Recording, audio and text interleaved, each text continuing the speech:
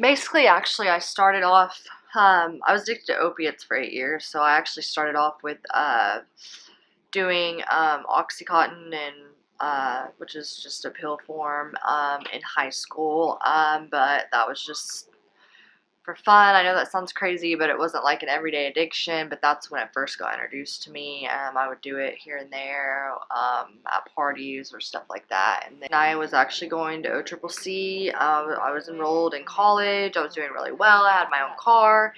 And I got introduced to those pills again. I ran into one of my friends that I was friends with in high school. This is when I was done with high school, and they had some, and I just smoked with them one day, and then we switched to heroin. Like, I really don't even know how it happened.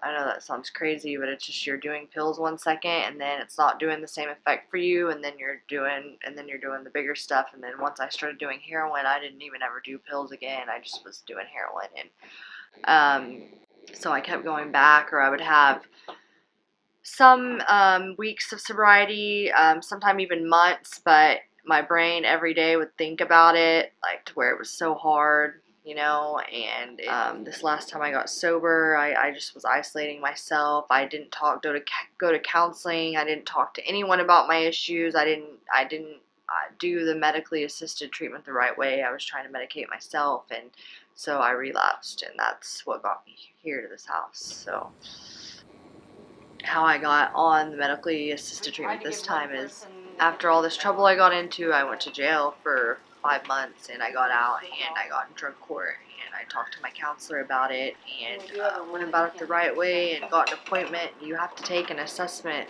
It takes like 2 hours. It asks you all these questions to make sure you even need it, because they don't want to prescribe someone that's just trying to get it, or stuff like that.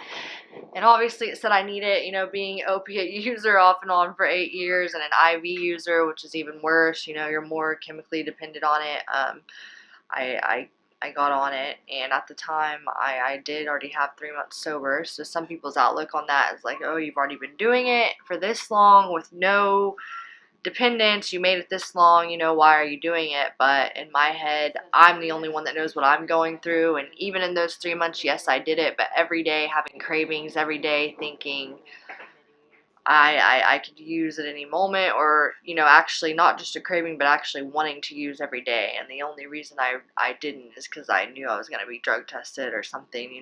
The withdrawals, the like getting sick and stuff stops, but acute withdrawals, like withdrawing, getting anxious, or sometimes even nauseous just by thinking about it, because you did it for so long, and that's why I went and got on it, and it's helped me. I'm sitting here and I have 9 months sober.